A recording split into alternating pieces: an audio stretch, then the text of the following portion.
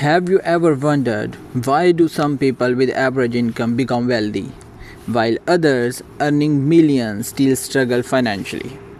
This is not intelligence but it is a behavior.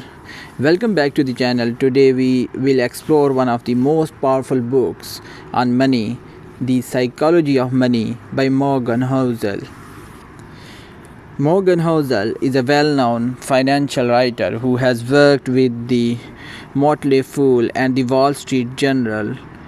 What makes this book special is simple. It doesn't teach you how to get rich quickly.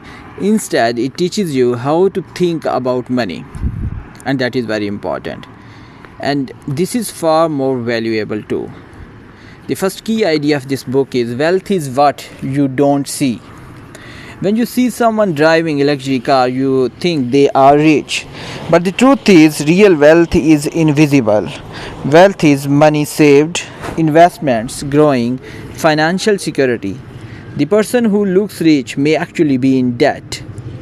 So what is the lesson? Lesson is don't try to look rich, try to be rich.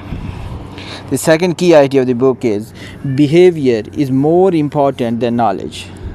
Many people think I need to learn finance to become rich, but this book says something surprising. Even highly educated people make poor money decisions. Why? Because they lack control over their behavior. So what is the lesson? The lesson is you don't need to be a genius. You need patience, discipline and consistency. The third key idea of this book is the power of compounding. Imagine you save a small amount every month. At first, it looks slow, but over time, it grows rapidly. This is called compounding.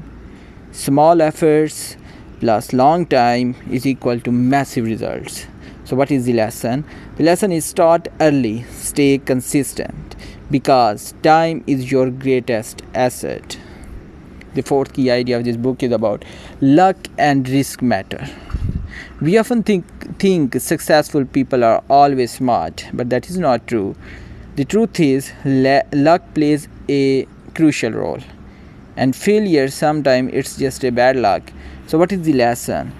The lesson is be humble when you succeed and don't judge others too quickly. The fifth key idea of this book is saving is more important than income. You don't need a high salary to become wealthy. What matters is how much you save. A person earning less but saving regularly can become richer than a high earner who spends everything. So, what is the lesson? The lesson is control your lifestyle. Saving creates wealth. So, this is very important line. Saving creates wealth. The sixth key idea is freedom is the real goal. Why do we want money?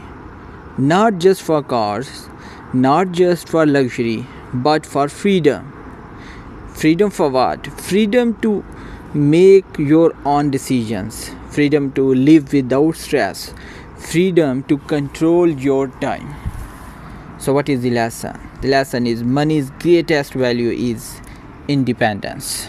Very important line and very important lesson.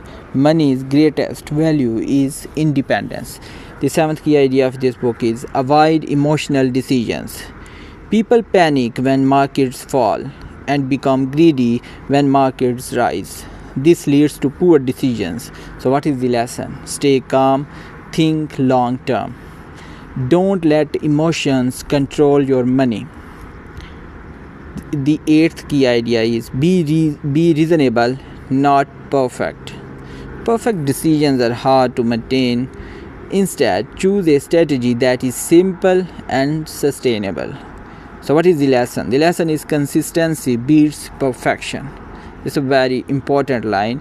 We have to understand that consistency beats perfection.